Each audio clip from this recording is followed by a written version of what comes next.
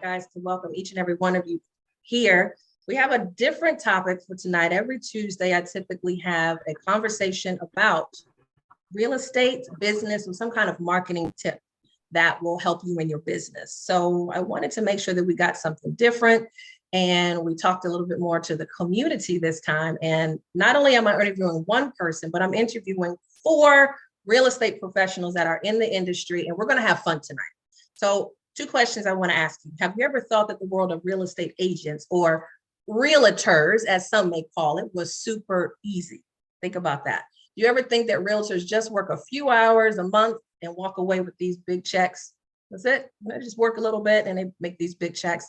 Well, today we're going to dive into the world of real estate agents, explore the ups and downs about the industry, from saying hello on the phone to closing deals, from 300 credit scores to 850, and from getting proper loan documentation to why do I got to show you all that?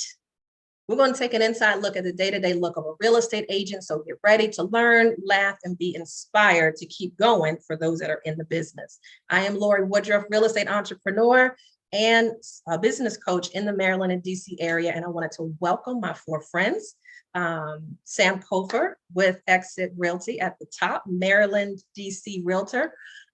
You'll see him a lot on TikTok, Instagram, and Facebook, just kind of, just being very creative with what he does. So I figured he has a lot to share, a lot of creative tips that he has. So you'll get to hear from him shortly. Alicia Mathis, I have known her for so long, and I can't even count the years. I'm going to say at least double digits now, but we've known each other, we bonded, and we're sisters. So I wanted to at least introduce someone who is a different approach, but she's still a hustler, so I want to make sure that you guys know she is banging it in the financial industry, the investing industry, and of course, real estate. So Maryland and DC, right? Keller Williams Preferred in Upper Marlboro. Got it. All right. So you get to talk to her shortly. And then Malika Jackson, the queen that you see there. Does everybody see everyone on the screen? Just put a 1. Just want to make sure everybody can see everybody on the screen.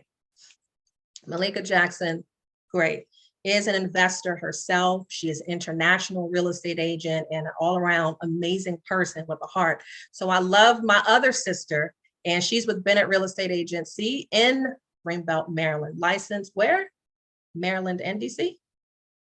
Got it. All right. Make sure I got it right. And Sam, I think everybody around the Beltway also knows Sam Partman. Sam is going to be he was my TV husband on Lorie TV years ago. You all remember I started doing a lot of these videos back in 2010 and 11. And, just putting things out there as far as real estate tips. The hair was different. I had my Oprah moment looking at different hairstyles and trying different things. But guess what? Sam was one of the guests on there time and time again. And when you can have somebody on there where you don't even need a script, you basically get through take 1 and take 2, it's done. That's when you got some crazy ass friends. So Sam Partman is a real estate professional, business owner as well. Dresses to the T every time you see him. And he is now with Sampson Properties, Maryland and DC. Are you licensed in VA? No? Okay. All right, bet.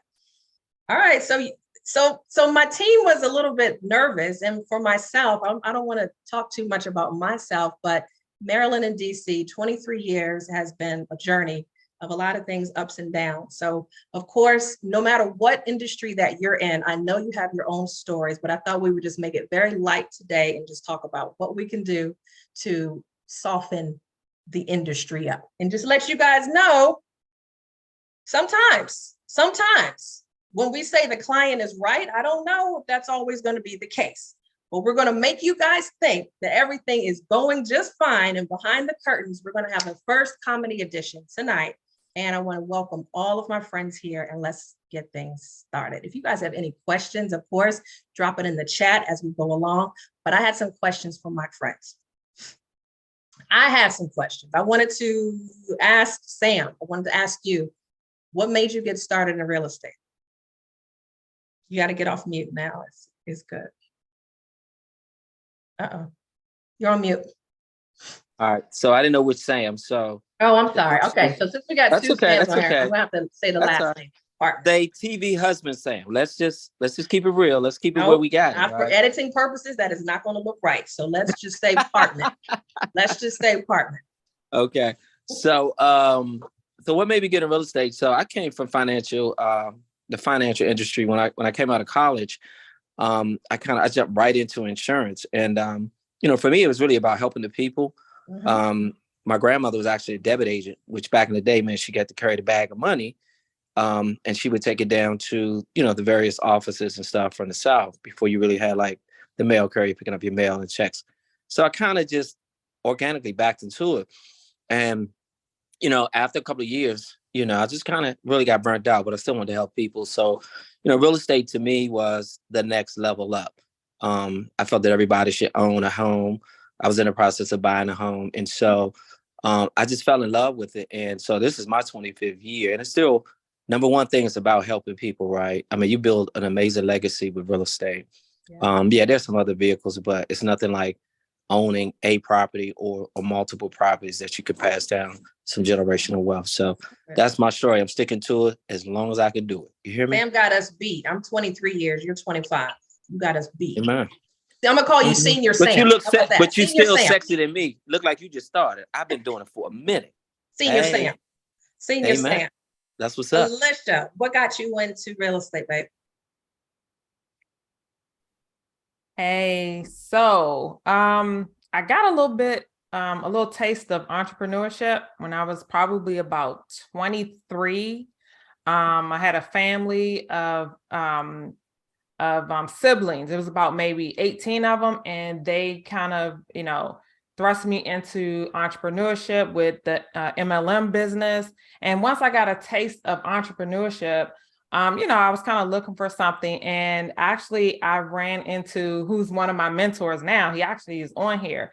And I saw him, and he was always in a suit, always, like from head to toe, every single day. Even if he was mowing the lawn, he had on a suit. It must be Terry. It must be Terry. Yeah, I'm serious. Every weekend he had on a suit. So finally I was like, what do you do? And that's how I got into introduced the world of real estate. He's like, I wear suits. You can wear a suit too. Yeah. He said, always be prepared, even on the weekends. So remember that keyword, always be prepared. I love it. Terry, thank you for joining in. Topher, what got you into real estate?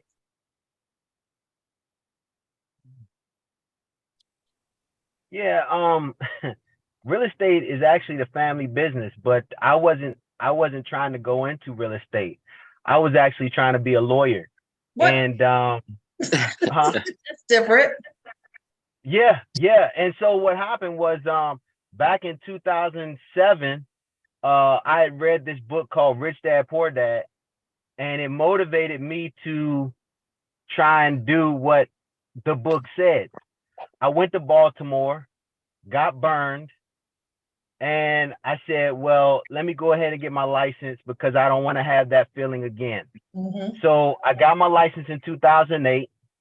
I still had a drive to go to law school.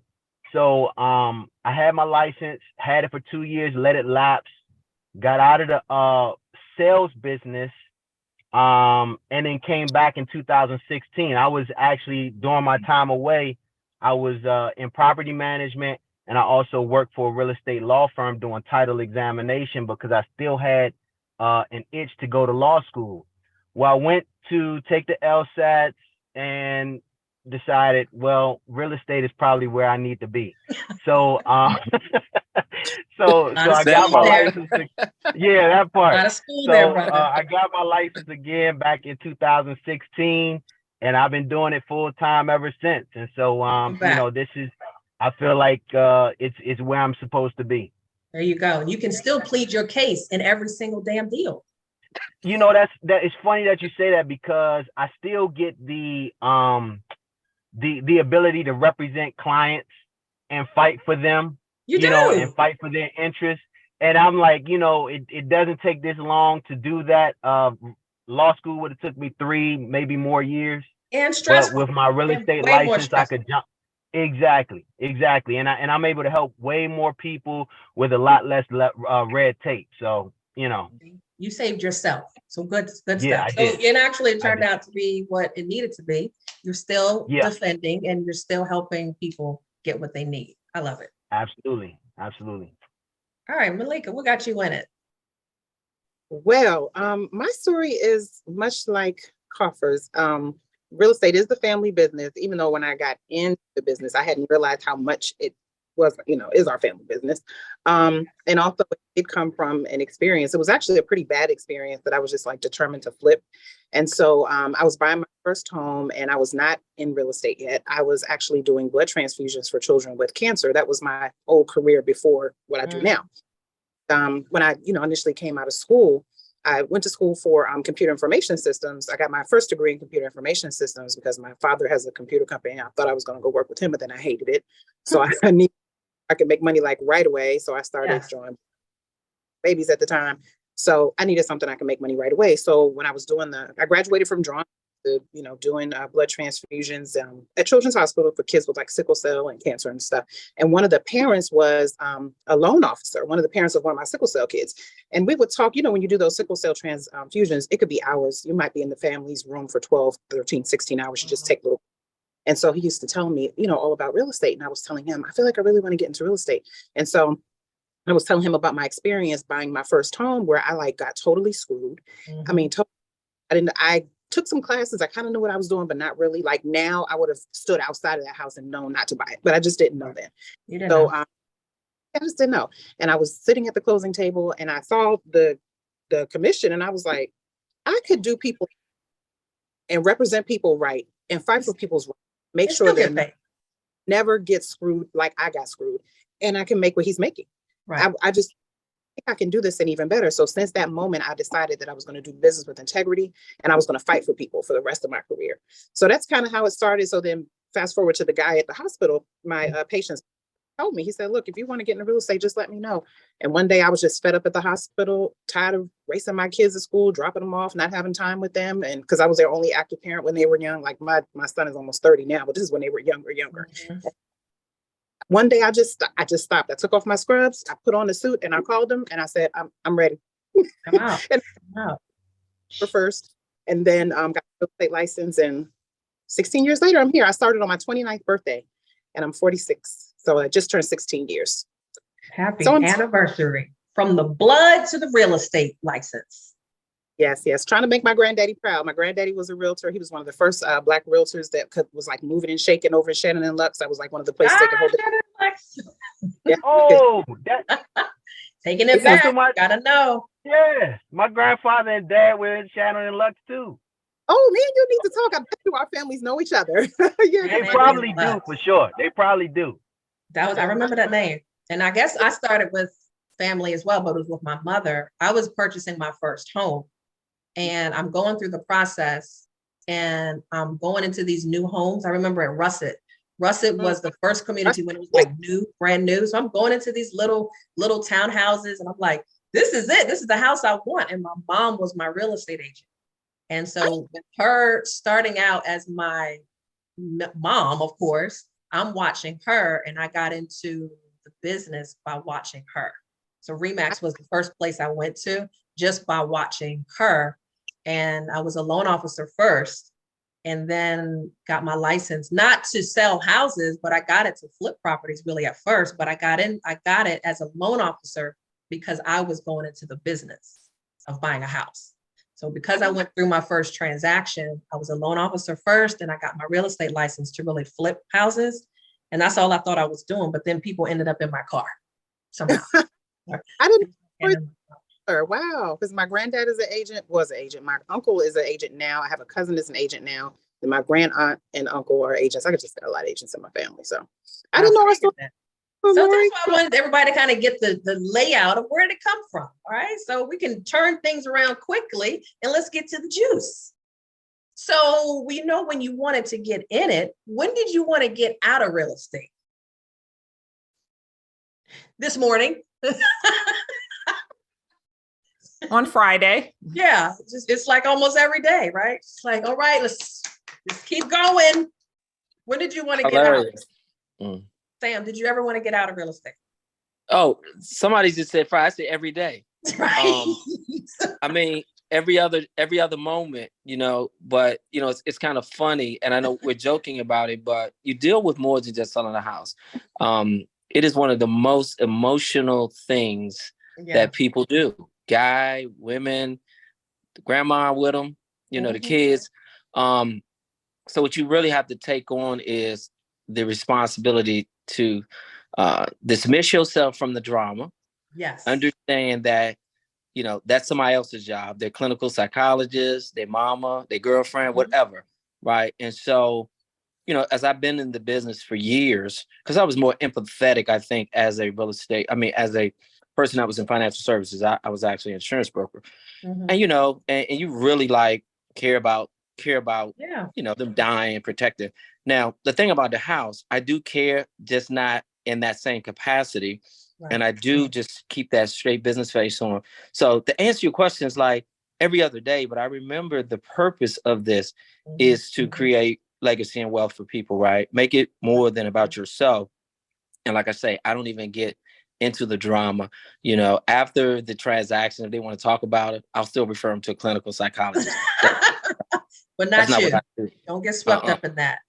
Malika, Malika, what there did you want to get out? Well, I distinctly remember times when I was just like, I can't do this anymore. And this was, back when I first started, and you're still learning those closings in. I mean, we've learned to get them to the point where they're back to back now, but back then I was still trying to figure it out. And my children were still young. I had 2 kids, doing it by myself. And I kept telling myself, okay, if this doesn't work out by year 5, I'm out. All right, this doesn't year 6, I'm out. Like I kept doing that. You're still going. It's 16 now. Yeah, at 16 now. Year 7, something happened at year 7, and it just started rolling. It started rolling. Right. Go back to the laboratory, it was so bad because I was like, no, my children are suffering too much. Like it was things they were doing without, and I just didn't have enough. I was like, that's it. So it has been, I was like, I can't keep doing this to myself. But then you learn how to do it better, quicker, faster. You learn how to delegate. You learn how to get help. And then it starts smooth sailing. And then you're like, I'm never leaving, but I still have those, like, oh my God. Like a marriage. It's like a marriage, huh? You have to love it. If you don't love this, you won't last, period. You have to, it's something that you have to love. For me, it's about helping the people. Also, like the financial security it brings me and my family. But if you thing for it, a knack for it, if you don't have a love for it, we go through so much that you'll literally be like, forget it. You know what I mean? You got to really want it. You got to really love it. You're on Indeed. Like, let me put my resume on here one more time. Update the last thing. So often. So Sam said often. Malika, it's there, but it's on cruise control now. So she's doing pretty good. Alicia, when was the last time you thought about getting out of business? Again, it was Friday. There you go. There you go. I was negotiating into Friday night at about midnight, and we were trying to wrap up. Yeah. I will say it's an emotional business.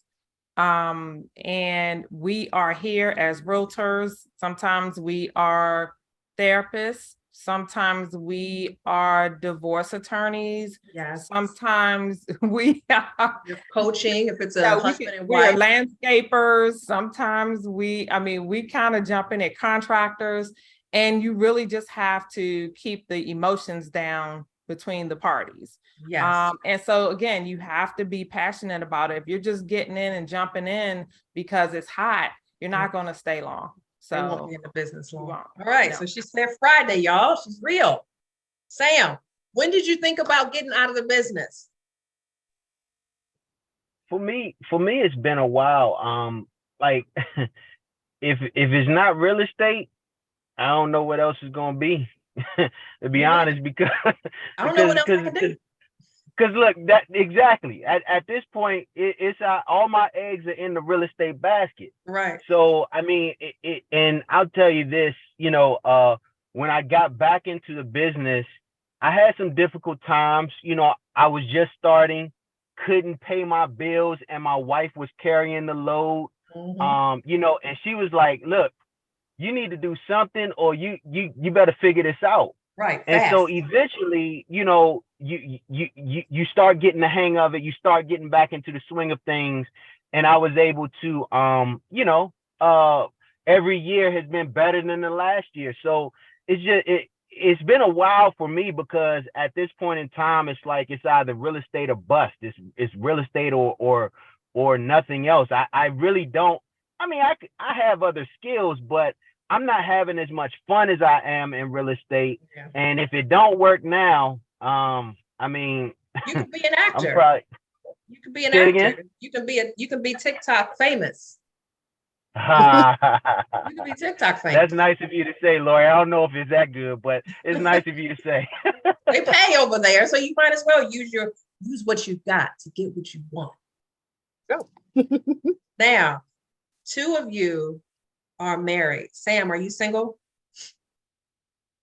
Okay, you're single. Malika, are you single? Divorced and single. All right, so there's some questions I want to ask for the single people because, all right? So here is the scenario for my single folks, all right? You get a random phone call from someone and they're saying, I want to look at this house. And, okay, so they've seen your picture and they know what you look like. And so they're talking with you and they want to possibly go on a date. You know in the back of your head, they're probably not serious, but what makes you think, or what would you do in a situation like that when somebody is trying to snuggle into being in a pre-approved situation? Malika, you go first, girl. Well, I learned during the first few years in the business, I was like, oh, that's the thing. Okay, so I need to look out for that. So I just learned to take them to the ringer in the beginning. First of all, they get my assistant first. Mm-hmm. And then he has a list of screening questions, and pretty much right there, they just fall right on off. I mean, I'm on a money mission right now. I'm not even, I could care less. And sometimes they just want to spend time with you. And I'm like, every moment that I'm wasting with you, that's like commission money out of my bank account. I just want to meet knee to knee with you before we go out. I just want to meet with you, Malika, so that we can talk about real estate before I talk to a loan officer. Is that okay? So I told them that would be okay, but you have to schedule the consult through my assistant. And usually they don't want to do that because they know there's a balance. So I bridge. And is your assistant a guy? No, actually, well, one overseas is, but my main one is not a guy. Okay, good. There's things you learn as a person. I've been a real estate as a single person. I've been in real estate as a not single person. And like one thing that I did a lot when I was single, well, I'm single now, but back when I was doing more direct client care, married couple, I would put a ring on because I don't have time for y'all to worry about whether I want your husband or not. I don't. I want the check. I want to help you. And That's true. He don't care about this. He doesn't care about that ring. You want to see where your head is. Look, are you happily married, Miss Malika? Am I happily married? That's what he's going to ask you. Are you happily married? Oh, look, I've learned from some of these insecure relationships that I just want to make it clear front. I don't want let's sign the contract. I just learned to do that. Yeah. So if they don't do the pre-approval, but they're kind of dancing around that, that's kind of, my thing as well. If I've had one, I'm not going to say one, but I've had scenarios where they will try to meet with me. And I'm like, you can't meet me until we get this paper taken care of. We got to know, you said you wanted a house. So the pre-approval is the big thing. If they get it, then they're serious. If they don't and they keep dancing around, well, can we just look at, I'm like, no, that is a real quick no. And that's when I know that they are not serious and they just kind of move away. Also on the business side, for the coaching side, I'm sure Sam, you can do this way. I do coaching, right? So if somebody is calling me wanting to get some advice on something, I will send them an invoice and we'll see how quickly. If you respond to that invoice, then I know you're serious. But if you don't respond to that invoice, then I know you were bullshit. I know you were just trying to catch some time. You're just trying to catch some time. Yeah. So discernment.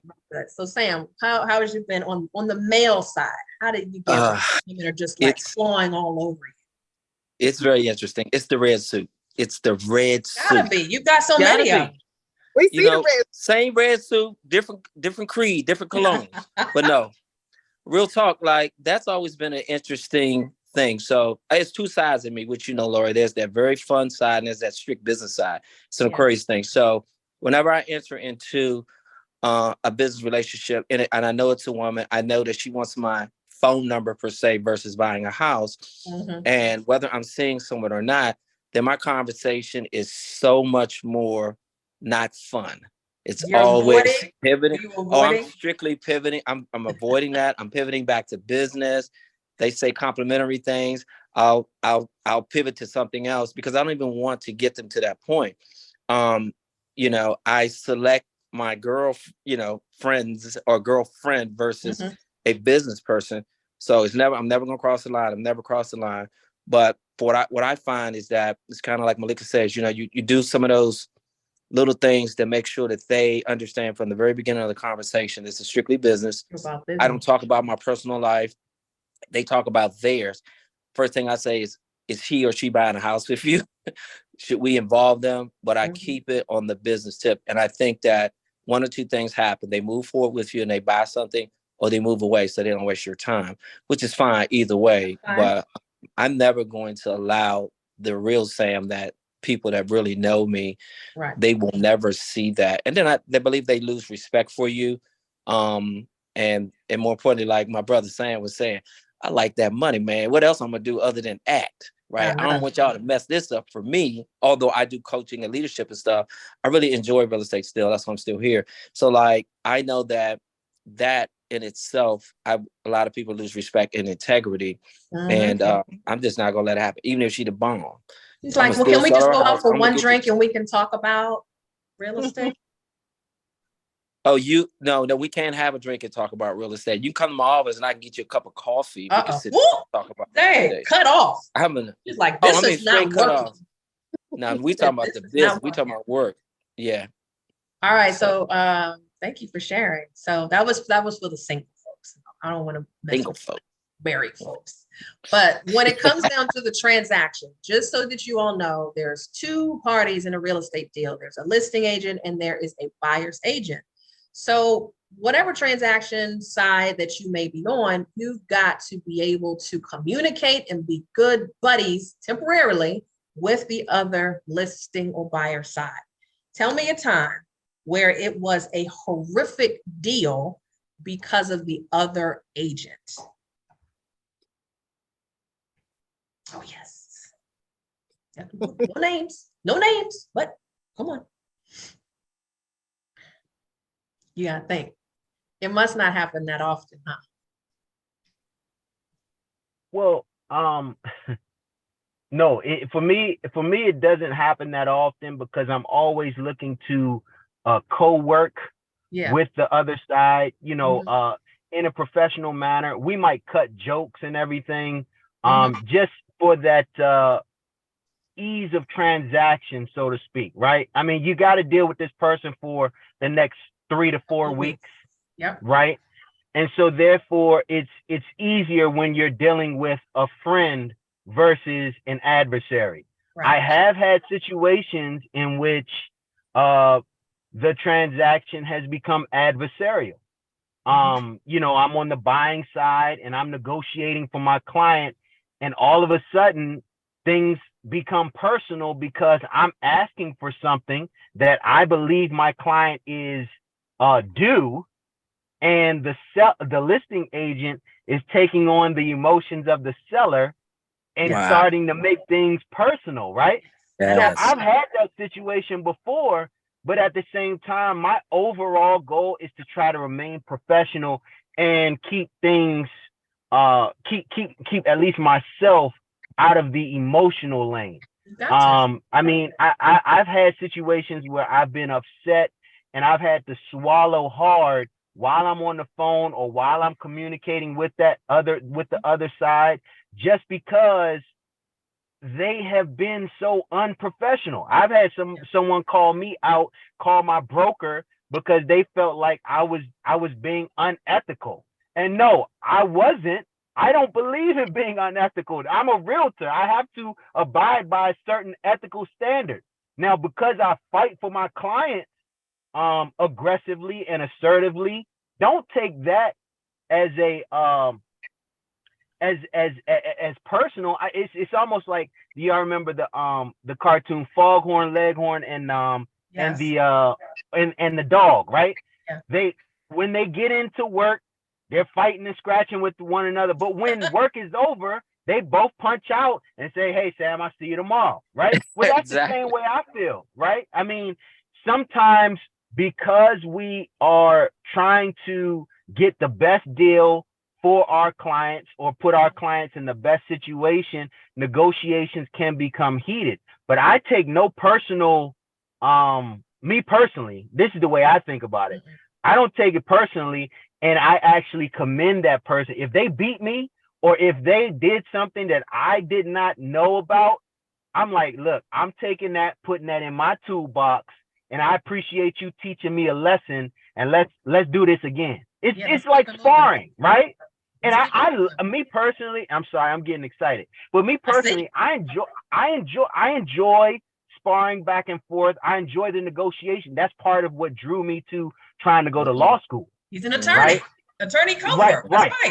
Right. So, but at the same time, I'm not mean spirited or I don't take things personal to a point where my client now it's no longer about my client. It's about me now and how I feel disrespected by you. I never want to take that tone, if you will. And that's the thing. And Natasha is she's not a real estate agent, but I want to let you know there's a lot of times, Natasha, we have to not say anything to clients so that, you know, we can't give you the drama of what's going on behind the scenes, right? So behind the curtain, this person could have not returned my calls for 2 days. I'm waiting on an email. I'm waiting for something to be signed. And then it's just like their slowness is causing a delay, and the clients are looking at us like, what's up? Like, can I get this? So sometimes, Natasha, it is two people have to marry this thing and get it. Hey, Lorie, Lorie. So let me say this, and I'm gonna pick it back what Sam says, that there should be a professional in the room. There should be two professionals, right? You decide if you're going to be the odd person out. In my 25 years, there are certain agents that I will see at a party, but I won't work with them, right? Definitely. I buy them a drink, but I won't work with them, right? You buy them a drink, that's nice. That's nice. Yeah, but I won't work with them, right? I've had that experience, and I'm always going to be professional in the room. Like, I love that part about it. There's two sides of me. They won't even know it, right? Most of the time, because they think because I bought them a drink that the next time they write an offer, I'm going to talk to them about it. No, we had a bad experience. We got through it and we moved on. Right. I let it go, right? But one thing I will say, though, is that, and Sam said it, it's not about you, Sam. It's about your client, right? If you just continue to remove yourself from the equation, you're involved. You won. You're the consultant, you know, but like, don't you become emotional. When you become emotional, nothing gets done, right? So let the other person, we're all human beings. Everybody comes from a different walk of life, different business. So I would just say, hey, be the adult in the room, no matter what the children are doing, running around. Be the bigger person. Amen. There you go. The one time that I addressed that situation where the lady was running slow, she was doing so many things that were just like little incorrect errors. And I'm just like, you missed this. And can you please initial that? Like, we're trying to ratify a deal. And she was just so many things missing. Come to find out, her husband was on life support. So, you know, I didn't know that, but, you know, people are going through different battles on why they're not responding. You're ready. Lori's ready. Sam's ready. You know, but the other person is going through something else. So a lot of times, one thing I did do in that case was I stepped back and I said, is everything okay? You know, is there anything I can do to help you? And instead of us kind of going back at it, back and forth, I just asked her that, and she broke down crying and let me know, and she apologized about it. So a lot of times it's just, you never know what people are going through. And, you know, you just got to bring it to their attention. Like, look, we're here to get this done together. I'm not your enemy. Lorie, I'm sorry. Oh, I just had exactly what you're saying when you were talking about it, like an agent from HELL. I had two that closed last Wednesday, like 2 hours apart. And one of them, this guy, the whole transaction was giving us problems. And it's one of the listings, and I'm sure just like the rest of you, I try to kind of feel him out before I accept the offer, because I know I'm going to have to deal with you for 4 weeks, and I'm just not about that life. I don't have to. And so he was cool. until he wasn't. And everybody in the transaction complained about him. The title company complained about him. My transaction coordinator complained about him. The seller complained. He was a mess. It was a mess. The moving and hauling company, which in full disclosure is my son's company, and my son bothers nobody. He complained, and my son CEO. And so I was really cool until he messed with my client. And I will be very honest with you. It was an unprofessional moment because my client had some challenges. She was an older lady. She was by herself, no spouse, no family, no kids. And she had a little bit of a hoarder situation. She was moving out and she was a little bit late. And on top of that, she has no fingers. Like all she has having struggle. She was moving slow. And I told him that. And when he did my client, Malika, the mom came out. a whole nother girl showed up. Malika came out. Whole nother bigger, the Northwest DC chick that I put away a long time ago. Yes, she showed. She came out. Good. I said, you did this wrong, this wrong, this wrong, this wrong, this wrong, and you got the nerve to be disrespectful. I mean, I went on him, and then I said, "Are you new?" And he said, "Yes, I am." Then he finally piped down because he was acting like a full ass. And then that's the most disrespectful thing. Are you new? That's fighting words right there. Are you new? He was one of those young, cocky, and I was like, I told him, if you don't get yourself together and check your ego, you're going to have a hard time in this business. I just told him straight up. And so, good until he disrespected my nice little old lady client.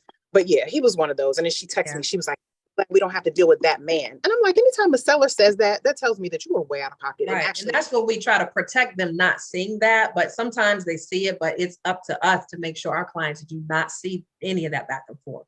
Alicia, did you want to chime in on a bad transaction? You know, in my 20 years, I've actually been fortunate. I look at everything as a team and I try to make sure everybody's good, right? Buyer, seller, you know, even though I have fiduciary duty to, you know, whatever side I'm on. I think I've had maybe two that, you know, too unprofessional and you just try to get through. Yeah. That rubs everybody the wrong way. So I've been pretty fortunate. Yeah. And that has a lot to say. There's a lot to say about you. That means you know how to keep it 100, you know. Well, behind the scenes, they don't know. Whew. The energy. The energy is everything. Yeah. All right. So you guys, we've gone through ups and downs as far as finances. We don't get paid every single week. We don't get paid every month sometimes. So it could be that when these deals come, it takes care of things from months ago, right?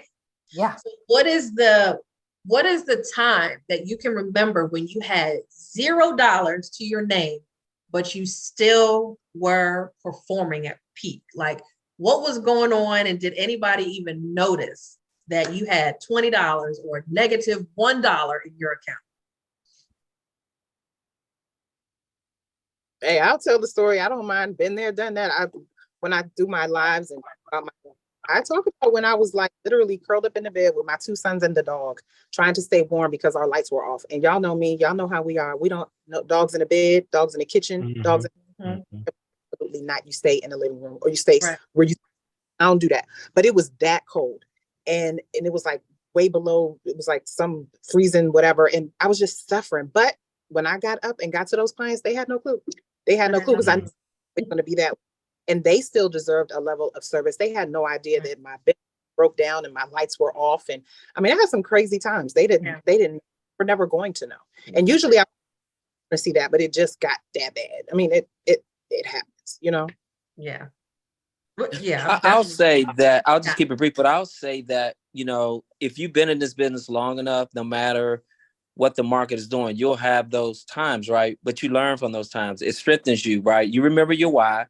You know, Malika said, you know, she has kids, you know, you have responsibilities. I have two sons. And so, you know, you do what you got to do. You keep pushing forward, right? Because here's the deal. Not doing nothing is not going to get you nothing at all, right? That's true. And so you put a smile on your face, you get yourself together, you get it done, right? And then you remember, okay, this transaction took 90 days. Let's say the next one's going to take 90 days. So I better put 90 days away just in case, right? So you just start to have that sense of awareness. You become much more responsible, a steward of your money, because when you wanted to close, it's never going to close. And then more importantly, we don't control the market. It's kind of like the stock market, you know what I'm saying? So you just have to put some preventative measures in place. But the why will always be with you, that you want to provide for your family. You want to do some things. As we, get older, we've been in the business, you buy those things and you want some more things, or some things change. And so, yeah, you just grow from it, and you just get stronger and stronger. And I know a lot of these beautiful faces on this call, and y'all successful agents. So if you haven't been through that, thank God. I have. But you need to go through it. You need to go through it in order to get through it. And it's just going to make you a stronger and better agent. I'll be quiet. Don't worry, we'll be back. We'll be back. So he had his moments. Malika had her warm moments with BG&E. Alicia, did you have any moments where you were just like, I just don't have it financially, but I'm gonna keep moving? Yeah. Well, I would say not in the sense of Malika and what you have, but yeah, again, the passion in the business, you got to keep going, because like Sam said, you may not get paid for 90 days, or sometimes if it's a short sale, which is not so short, longer, right? You talking 6 months for a short sale. So you just got to keep going. And it really takes a different type of person to be in this business. It really does. You're crazy. Again, right. It does. Right. Just a little bit. Who works for nothing and then waits until months to get paid? Exactly. So, that's all. It just takes a different type of person, and, we stay strong, and we just, do what we got to do. And, we're going to out survive, most of the realtors, right? People, everybody's gone through the ups and downs. Everybody went through the first recession in 2009, and we're still here, right? They're going back to work. Yeah. So, we're gonna outpace them and just keep it moving. What NAR says about 600,000 realtors are going to leave the business this year because of, because they, again, they jumped in because they thought it was so easy. Everybody thinks it's easy. Everybody, you make it look easy. Okay. So they jumped in 2021. Everybody, then it was. Exactly. So, because you know why? Because you have to negotiate now. And you actually have to do real estate. You have to actually go through a home inspection and actually submit a home inspection addendum. And you got to do all these kind of things now. Woo, that's a lot of work. That's a lot of work. Absolutely. You have to represent. You're married, but have you ever had a time where the bank account was low, and you still was working? Come on, man. Absolutely. Like, look. I'm gonna tell you like this. When you got kids and you got a wife that's looking to you for answers, right? And sometimes I don't have no answers because I don't know when the deal's gonna close. Right. Like, I've been in situations, I'm waiting on the deal to close, and next thing you know, it falls apart. I had a situation where it almost fell apart at the table because we couldn't get certain things together, right? And you're expecting that check, you're expecting that commission, and then if the deal falls apart, guess what? You don't have anything. You got nothing. And it's been mentioned before, it takes a special person to do this business. I can tell you sometimes when my wife is asking me, well, what's the plan? And I got stuff in the pipeline, but nothing's dropped yet. Nothing's going to drop. It's under contract, and I still got 3 weeks to wait. Or, I don't have nothing going on, and I still got to face the world and try and get my clients on track so that they can get under contract. And then you put contracts in, and then they get rejected, or you don't win in a competition, and you like, man. Or the client says, we'll just keep looking. Yeah. That's not meant to be.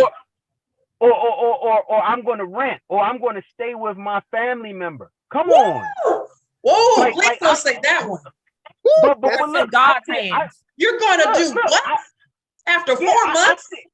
And guess what? I still have to look at them and say, okay. Right, okay. Not knowing them not knowing, look, I was hoping your check would help me pay my gas bill. Right. You know what I'm saying? You owe me at this I'm like, point. yeah, Right. you know You what I'm owe saying? me at We've this been point. driving around.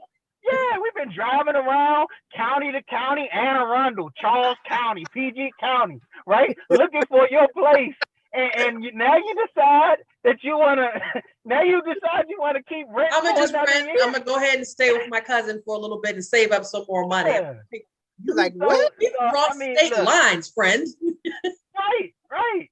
So I mean, Yes. like, yes, it's long. The short answer, Yes. yes, I have dealt with that.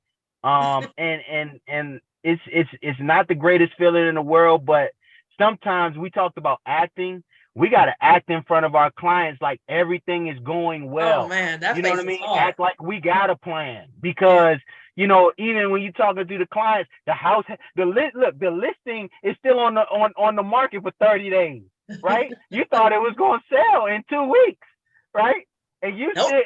still on the market. The Nope. seller looking at you like, what's going on, sir? Well, we I in a don't know. shifting market, you know, I don't or know. I whatever need it a break. is. Like I need a break. I'm gonna So- get back with you tomorrow. I just need to reset. I almost Yeah. had a settlement crash. Same thing as you, Sam, at the settlement table. This had been 6 months of beginning to end, home inspection done, appraisal done, loan done. And the client on the other side never showed up. And then it's 6 o'clock. It's now 8 o'clock and we're trying to go back and forth. And he said to the loan officer or the title company, I'm not showing up. I didn't get what I was looking for in this deal. But whose fault is that? You Huh? said that was on, right? I was representing the buyer. Right. So if you were Seller never showed up, okay, Yeah, to that- conclude the deal. to me, like his agent, something was going on with their agent, because if he is just finding out that he's not getting what he's looking for, what Right. Yeah. I wasn't getting what I was looking for, okay? So at the time, I had a commission advance already out. And I'm like, all I got to do is just pay it back when I go to closing. So for those that don't know what a commission advance is, that means there's a company out there that you can advance your money until you go to settlement and you pay it back, all right? It's a percentage of your commission. So I got a good portion of it. The deal never closed. The deal never closed. So not only am I out all of that money, I now owe that money. I have to make it up on another deal. So at that point, I just was like, Indeed.com. Let me go on here and update my resume because this was stressful. Hey, Lorie, and you talking about you owe that money with interest. That's what I was about to Okay. say. In that With case, I interest. wasn't. They were okay with me. I was like a frequent flyer with them. So with this particular Okay. company, I didn't have to pay anything. So it took me probably about 4 months to pay it back, and they never charged anything. Thank God. You got this So for that time. vended fees. Yeah, so we're just talking today with 4 of my friends in the real estate business. I got a couple more questions I wanted to ask them, but these are the real things that go on behind the scenes that a lot of you don't see. And many of you who are real estate professionals, you go through this and you can pretty much just drink your drink right now and just be like, yep, it ain't just me. So a lot of times people who are out here looking, make sure that you connect with these professionals. I know you know some of them on the line. Make sure that you're connecting with them so that you can give them a big ass hug. You might owe them dinner at this point. You know, you might want to be like, damn, I didn't know that you went through that.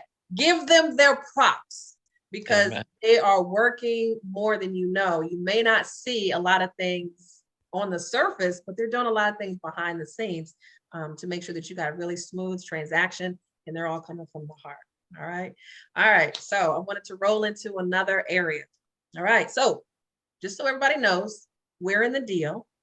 Another agent is in the deal. There's also this one particular person called a loan officer that's part of the deal, okay?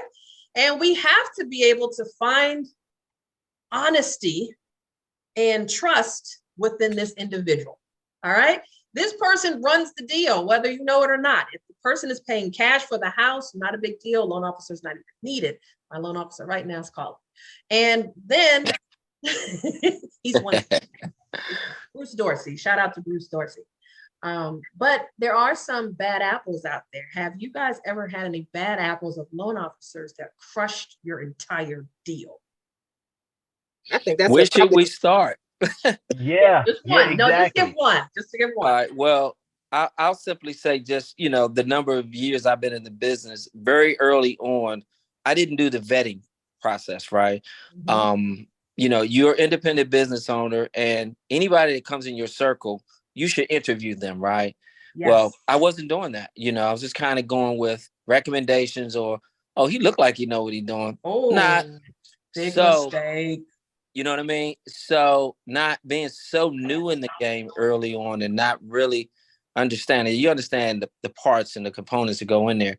So, lack of communication, you can't believe everything they say. You definitely, disrespect to the clients. The clients tell you what they think you want to hear, what's going to help them get a house. Yeah. And then your loan officer doesn't come back and say, they actually don't work for IBM. Oh, okay. Well, do they actually work? Right, So they do. yeah, horror stories. Right. So, but you learn from those experiences. I'm a person that, I'm never going to take it personal. Like my brother Sam say, it's a business. I learn from that. I write it down. I memorize it. Not going to use you again. It's okay. Right. It's not personal. Right, I got right. you on the drink though, You but got it up no, here. I'm not You already sending you no know more when you see that name. Yeah, so I think we all go through that. So definitely, I won't put nobody out there in the street like that. You shouldn't. But I have a very discerning spirit. I have my go-tos. I know their professionalism. I know they're gonna get the job done. Hey, just tell me the truth. I can take it because All I right, gotta well, make well, sure give a that we're shout not out. wasting Give our a time. shout out to the ones that actually work. Go ahead. Nah. What? Okay. All right. Well, I got to do. I'm gonna give her a big shout out. Hey, my new loan officer is Ashley Arnold, First Home Mortgage, and does an amazing job. Like I like when people return your phone praise calls. I the like ones when that people work. are calling your clients ahead of you, so your clients are not calling you saying, "Why doesn't the loan officer call you?" Blah blah blah blah blah. Like keep me in the loop, right? Make me look good. I'm gonna put you in the front. I mean, Like I want to be the ladies do puppeteer. their thing. I don't even want to be in the front. I want to move the pieces, right? But make me look good in front of my client. And so Ashley is doing that. Good. I love that communication and that take care of them. Let me take care of them on my side. You take care of them on that side. We all win. I'll be quiet. Stay in your lane. Okay. Who wants to go next?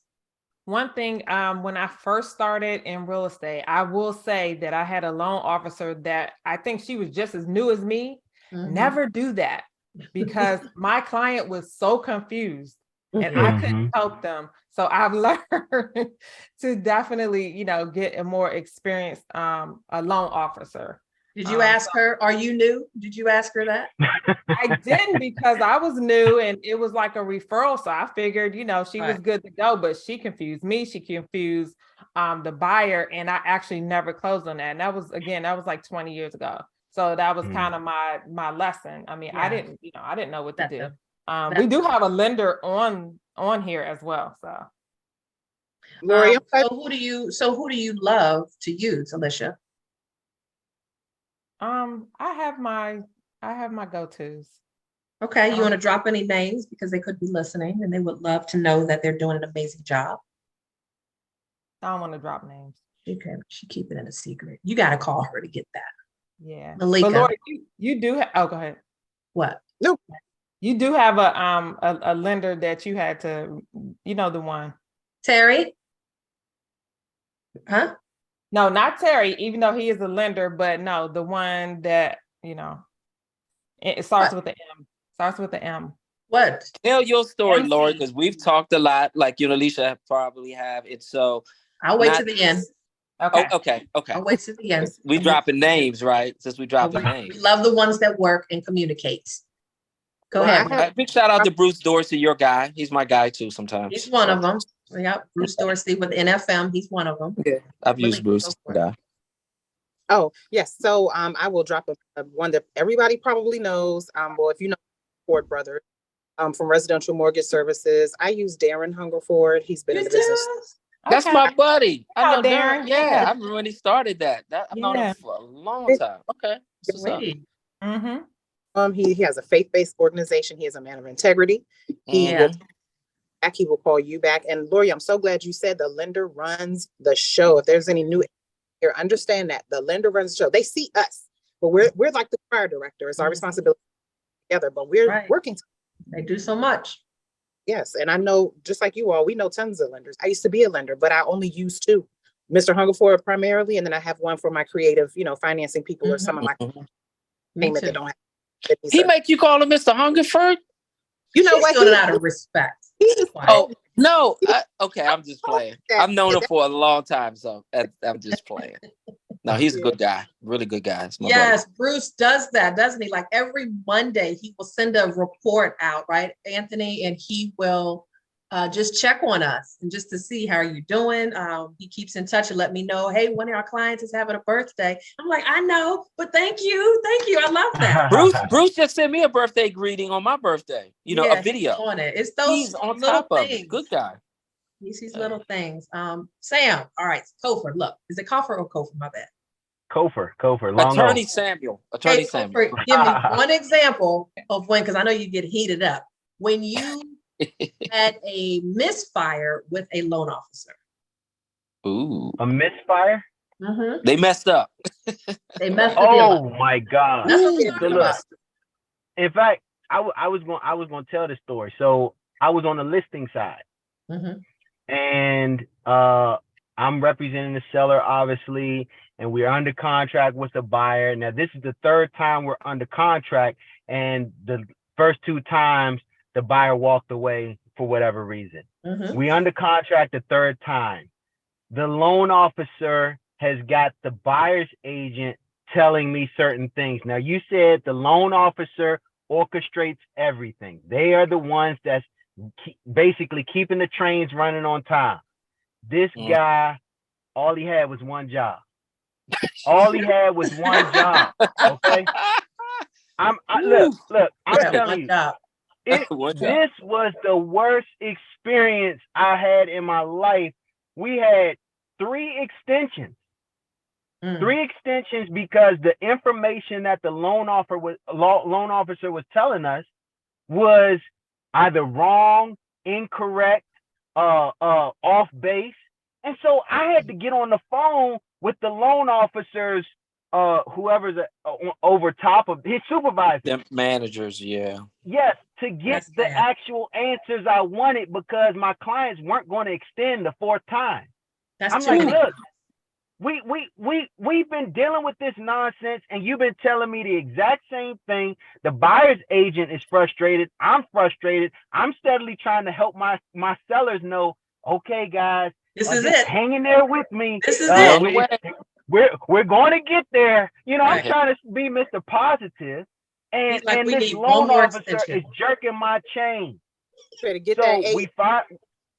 finally closed the deal, but I had to I let him have it at the end. I said, I will never use you again. I am so disgusted with this. I just went off. You waited to the end, though. You ain't stupid. You waited to the end. We got to make sure the deal closes first. Oh, wait. Right. You're like, I'm going to say something to this one. I'm smiling through the phone the whole time. Just wait. Yeah, wait for this. I wanted to strangle him, man. And another thing. Right. I think we all had those. I had, Alicia, I think maybe it was 2 years ago. I know it was right during the pandemic. And there was a young lady who came to me already pre-approved, and she was pre-approved with her bank or something, right? So it was just weird with the financing. I'm like, these people aren't calling you back on time. Let's connect you with one of my local lenders. Caveat, this local lender is no longer on my list, but I just wanted to share this story with you. So Alicia, I think you remember, I was so close to lighting up Facebook with his name, but Vera Phillips said, do not drop his name. So this particular deal, I really think he was on crack. I remember that, Lord, but I'll be quiet. Was just MC? An asshole. I remember that conversation. MC, give initials. C, last name? Okay. BW. BW.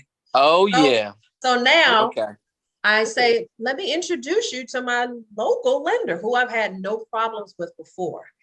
from the start, he was very dry.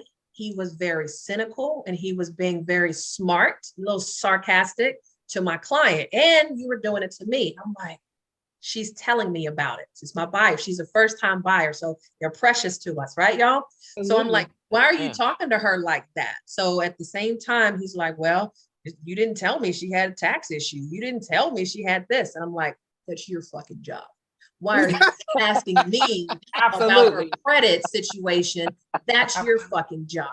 But anyway, so the deal keeps going, and he's not doing the checks. I've been a loan officer, so I know. Like Anthony, you know, when you have to get K-verse, you got to do a K-verse check if it's a government loan.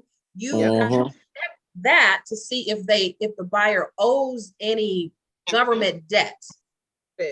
You should be doing that, MF, within the first 2 weeks of meeting the client. He didn't do that. Those aren't his initials, by the way. So that wasn't his initial. It is right now. So, but it was a week before closing. I get an email from him saying we can't do the loan. I want to find him. You blew my phone up by that. I remember that. Is that person still in the business? I'm curious. Just for sidebar. Is he still over here when we were doing the taping? I think I told you about that during that time. But at that time, I said I blocked him from Facebook. I blocked him because at this point, I'm like, don't even try to get in contact with me. You failed. You failed communication. And then for someone, again, it's one of those things where it's like, are you okay? Are you okay? Because you're not in your normal positioning. Like, why are you so sad and mad at the same time? Yeah, what's the takeaway from that? If real estate agents are giving you business, be thankful. Be thankful. And that's one of the things I'm like, this can't be a one-way street. So I fired him, never looked back. And I told her, it was some other people that were using him as well. I said, I don't work with him any longer, but I would like to share some other trusted people. So because I've been working in the business before, it's very hard for me just to trust new people. They've got to vet themselves, trust themselves. So Bruce Dorsey has always been there. And then Billy with Caliber Home Loans, Billy Saunders has always been there. And I let them know, don't F up the communication. Like, because you will quickly get off that list where I can't trust you anymore. So that's correct. It's one of those motherly kind of things where they're like, all right, let me make sure I give special attention to these ones. But yeah, I fired one, and kind of similar to yours, Sam, there was a gentleman who kept doing extensions. And I noticed on every deal, there was always an extension. And it wasn't like it was a loan program or something. It was always an extension. He was fired. Let him go. So I only have two on my list. Those two guys that I stick with. That's it. That's it. They got, and a lot of people, of course, want to come into our space and like, hey, I can do this, I can do that. I'm just like, yo, I'm faithful to who I have at this moment. You know, thank you. But if they mess up, then I'll keep your information on standby. But we are good for now. Can I mention one thing, Lorie, just about the agent and lender? For people who are just, if there's any new agents on the line, if you're trying to establish an agent-lender relationship, my first mentor told me, feed people who feed you. If you have these lenders that keep deals from you and they're giving you, you need to give me some clients, you need to give me some marketing money, you need to give me some home ownership fair money, something, because I'm making you too much. I get these time from different lenders and they look at my production, we want to meet with you and things like that. And they'll say, can we meet for coffee? Can we meet for lunch? No. Do you do a one-on-one or 2-to-1 ratio? Do you give me clients? If so, then we can meet for lunch. But if not, I'm not interested. I'm not interested. I love that. What do you bring to the table, right? What do you bring to the table, sir or ma'am? That's my. Because if you ain't bringing it, you're taking it off my table, right? I know. And I can't afford to feed you and my family. It's a lot of work. Right, Malika? Real estate agents, we have to do a lot of the marketing. So a lot of loan officers, I'm not saying they should be kissing our ass, but at the same time, the appreciation should really be there because they didn't have to get that call. It's reciprocal. They didn't have to get that call from us. So yeah, it is a two-way street with that. And just recently, that communication has to be there and so tight. One of the young ladies who called me just Friday night, She's like, I'm pre-approved. I'm moving from Virginia, moving to Maryland. I only want you to help me because I know you can get it done. Cool. Let me get your pre-approval letter, right? So let me talk to the lender. She's like, I already gave you the letter. I'm like, yo, let me do my job because I have to get in touch with your lender to find out timing, what is she doing? How much closing help does she need? So the client just sees, well, I gave you the pre-approval. Can we go out looking tomorrow? So in that case, we looked, I talked to the loan officer. I got what I needed from her. But then things started to escalate higher where the client wanted to go higher. Go figure, right? They wanted to go higher on the price. So in the buyer's eyes, she's like, I'm good to go. Can we go schedule those? And I said, no, I talked to your loan officer last night and she said, hold fast until I put it back through underwriting. So it's very important to not just listen to the client. We love you guys, but we have to listen to the money to be able to make sure that makes sense for us writing the deal and driving in our car. Hey, Lorie, can I ask you a quick question about that? Yeah. So when you were just saying, I've recently on 2 occasions have had clients come to me that were strong referrals that had out-of-state lenders, right? Now, this is what I do. I always say to them that it's not personal. I don't know your lender. You should consider going with my lender because I trust them. And at the end of the day, what's going to happen is when the deal doesn't go right, it's going to be my fault. And they've moved away. And I'm not saying that they were bad lenders, but you can get these online lenders and all. So, you have to, you're the business owner. They trust you. You have their fiduciary. And so I don't take on new people like that. Like I'm going to present you with more than one option, but I want to make sure that I don't lose the relationship. And number 2, I don't know about these people. Like I'm trying to Google, can't find their name. You let them know you just put your stuff on paper. So, new agents on there, just don't be afraid to help your client, right? Like we should give more than one referral, but don't just take what they give you. Because a lot of times it's online. Mm-hmm. The lender is hearing information they want to hear. And then you wind up trying to put an offer in and you look really bad in front of your client and you look really bad in this industry. So no, give them a couple of, we've talked about a few people on this call that are very professional and I've given them business from other lenders because I wanted to make sure I took care of the client. All right. And even if it is one of those 1-800 numbers, like I actually struck gold with Rocket. One of my clients came to me with a Rocket pre-approval. I'm like, who is this? Like, do we need this? Can you please go with my guy? But they actually turned out surprisingly well. They turned out to be well. They scare me. They generally scare me. But we're hesitant because we don't know them. Yeah. I've had a Rocket too. Nothing bad. Yeah. I'm just fearful of the unknown. That's all. And even Navy Federal was good for me. I had some great things, even though it's not in my portal of business. They turned out to be pretty good. I was just about to bring up Navy Federal because for anyone who's been doing this for a while, y'all remember when Navy Federal took forever to get through underwriting? Oh, absolutely. Yeah. Right. It's different now. I've used them. So let's look on a final note here. I wanted to wrap things up with a client from hell. Think about your transaction because as you are a real estate agent, you have to use discernment on saying yes to certain people and saying no to others. Has there ever been a time where you had to say, no, I can't work with you, and why? This is Gail. I fired one client. Just one? He was from another country and an engineer. Yeah. I would give him a tablet to see preview the properties as we were in the car. Mm-hmm. And he would sit in the driveway. We'd be in front of the house. He didn't want to get out of the car until he finished looking at the tablet. And then we'd get in the house and he'd walk in the front door and said, I hate this house. And then he proceeded to fill out 9 pages of spreadsheets as to why he hated it. Oh my God, that guy.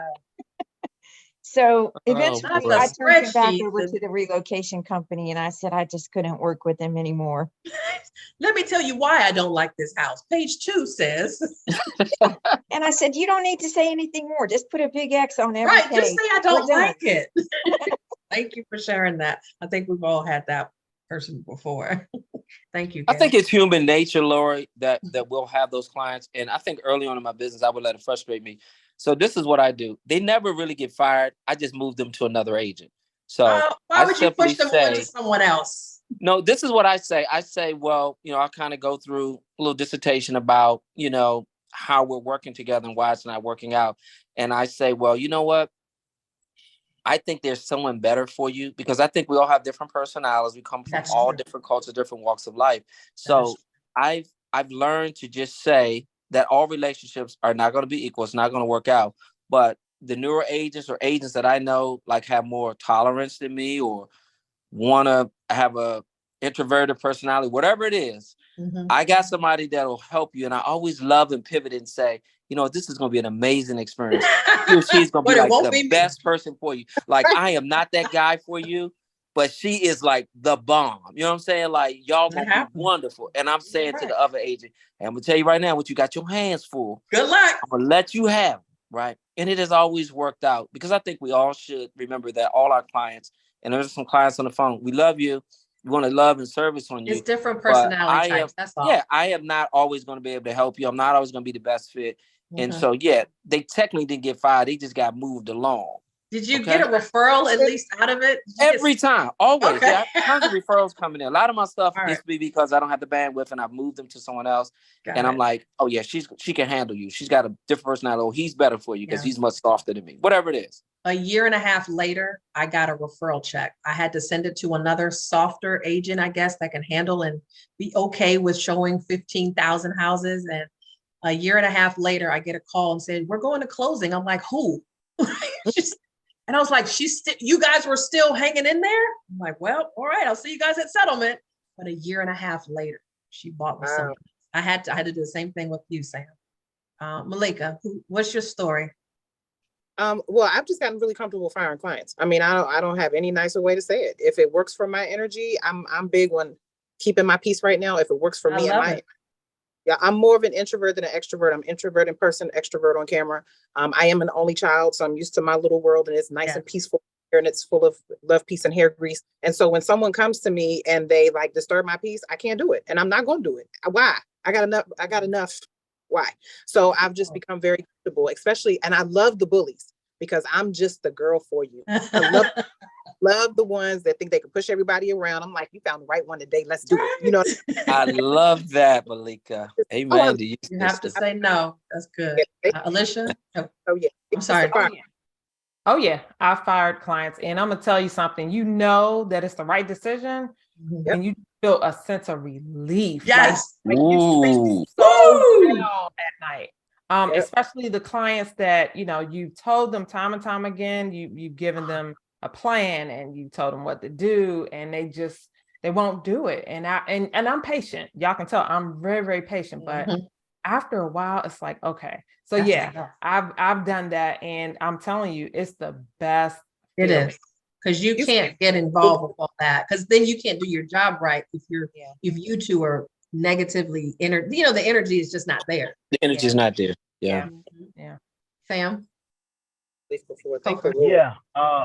Short answer, yes. I fired clients. I mean, and it's already been said. The energy, the sigh of relief after they have been fired and you're no longer dealing with them, or like Sam said, sometimes it's just better to, nudge them along to another agent. They're still a viable client, but they're not for you. Right. And that's okay. Right. That's absolutely okay, because you're still servicing that person by putting them with a better match.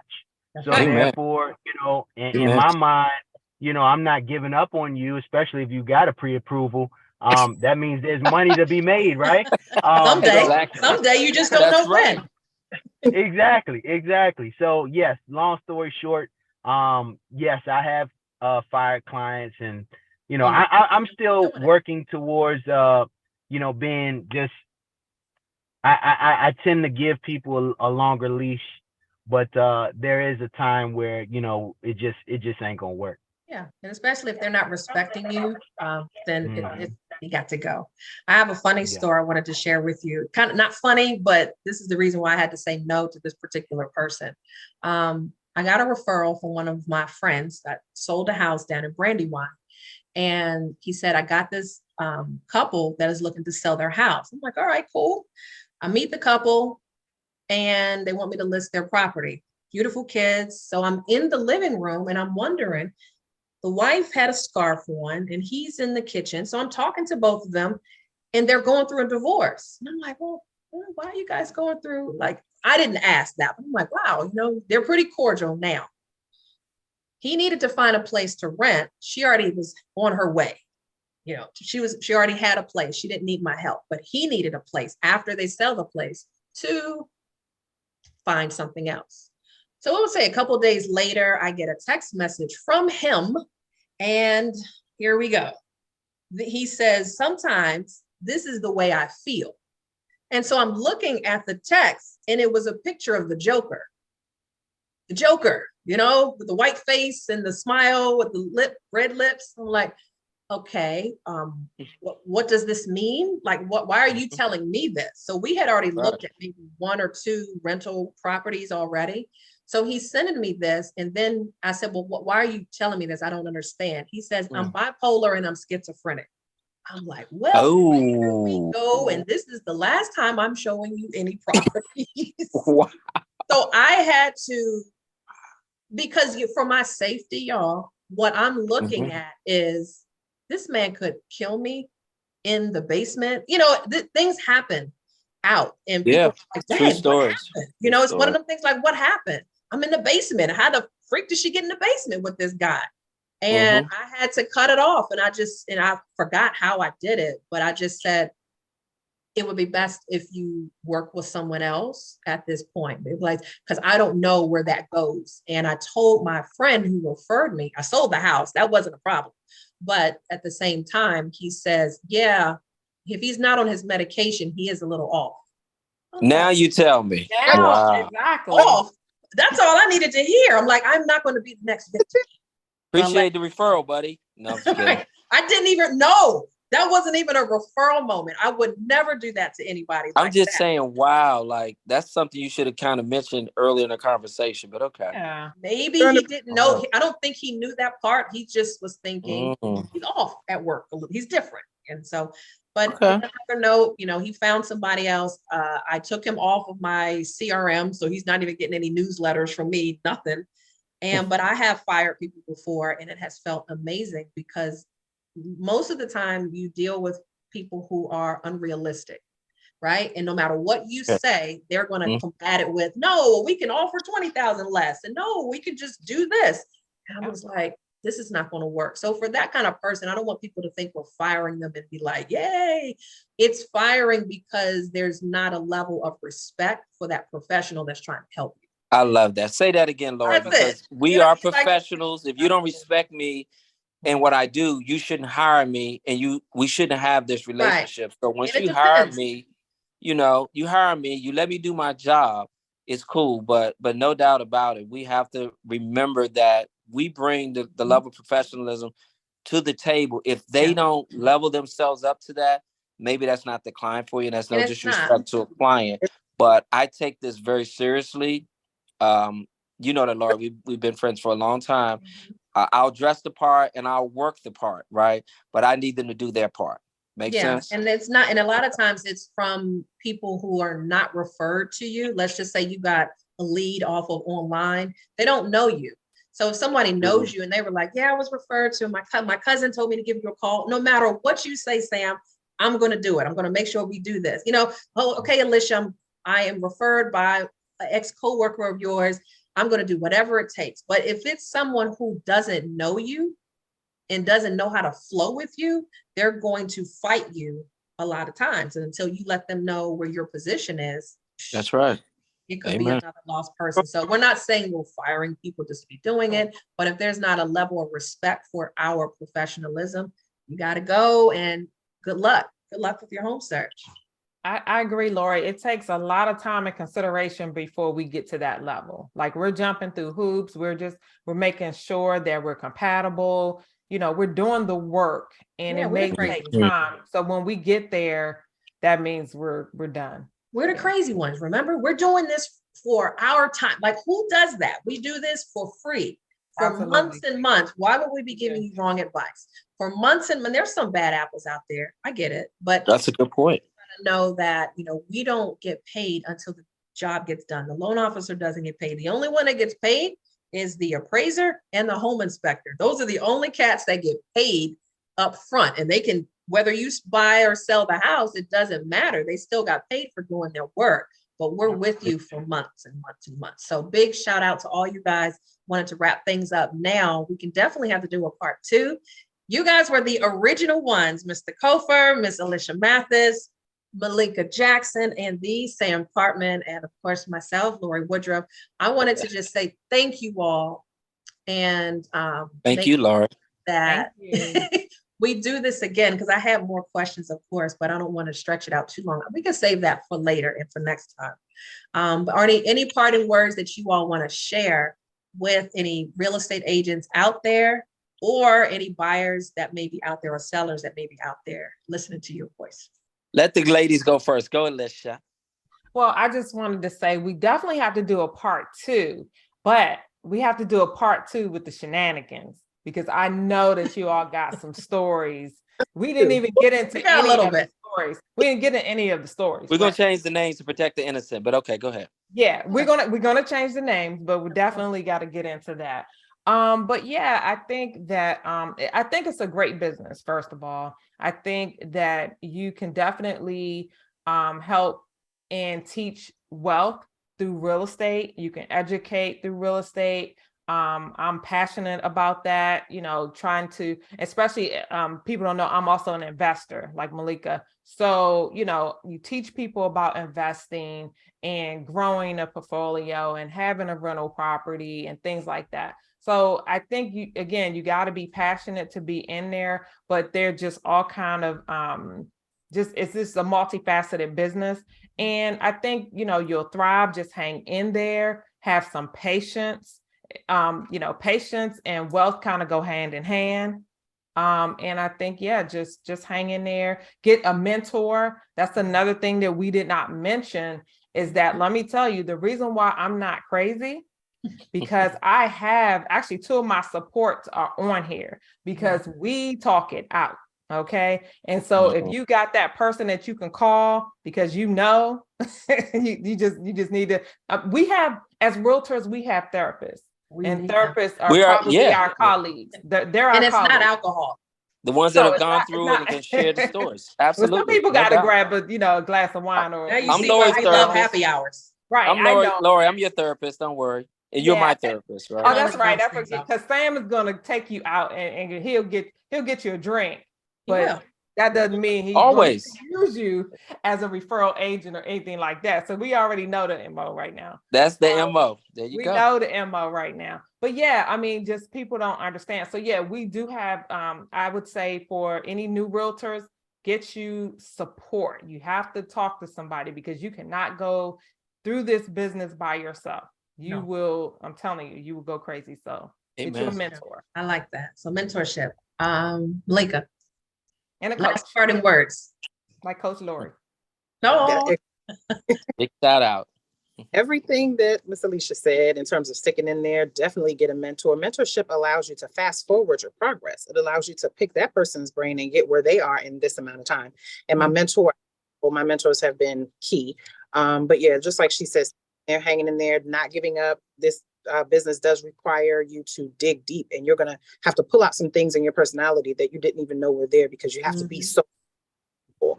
But yes, I would love to do a part 2, because the shenanigans we didn't get to talk about, like the 3 shootouts that I've been in and damn. walking in, people are having fun time. I mean, all those things that happen to us in the field, like, yeah, we got to get into the shenanigans, because we've all been there. Woo.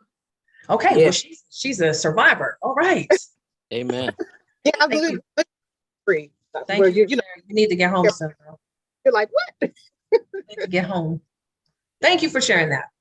Yeah, we'll do another one for sure. Go for it. Lorie, just had to pick me up, so I got to run. But thank you so much for having me. Appreciate all of you all. Thank you very much. Thank you so much, and nice to see all of you. You too. Yes. Malika. See you soon. Okay. Yeah, I'm gonna keep mine short. I just say, this is a job that's not for the faint of heart. If you're going to get into this business, commit to it 100%. If you're in it, I say, it can be the most fun that you've had being a professional. Right. And I know for me, I'm having too much fun to really do anything else. So, I that's all I can say. If you're going to get into this business is dealing with probably the most expensive transaction people are going to have in their lives. So you have to commit to it, because you have either the loss of hundreds of thousands of dollars in your hand, or the gain of hundreds of thousands of dollars in your hand. And think about it And like if that. you are not exactly, and if you are not well versed and knowledgeable about it, you could be a liability to your clients. So that's all I have. And you won't get any more referrals. How about that? Yeah. Thank you, Sam. So All right, Lorie, Partman. I'll just say I'm 30 blessed seconds, to have done. Partman. All right, 25 years. I'll say this to the new agents. It's not about the money, but it is about the money. If you lead with purpose and you care about people, the money will come. Don't do this for the money, because you're not going to always get the money when you want the money. But if you do what you're supposed to do, if you love it, you have passion, you really care about people, the money going to overflow, and you ain't going to think about it. You're going to get 10, 20, $30,000 checks, and you're going to be like, you're not even going to think about it. You're going to think about how happy you are that you put that family into a house or help grandma sell her house. So stick in there, but do it for the right reasons. You done? We 25 done. seconds. 25 seconds. Done. All right. Yeah, So I would say my advice to real estate agents and folks that are buying and selling, two things. For those that are in real estate and want to stay in real estate, make sure that you attach to, like everyone said on here, someone that you trust to get mentored.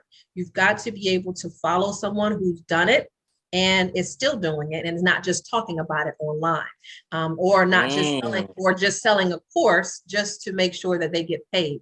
You want to make sure that you're attaching yourself with someone that you can vibe with, that you got good referrals from. You got, hey, that person was really good. They showed me how to do X. So make sure that you attach yourself with someone who's doing it and keep showing you those things.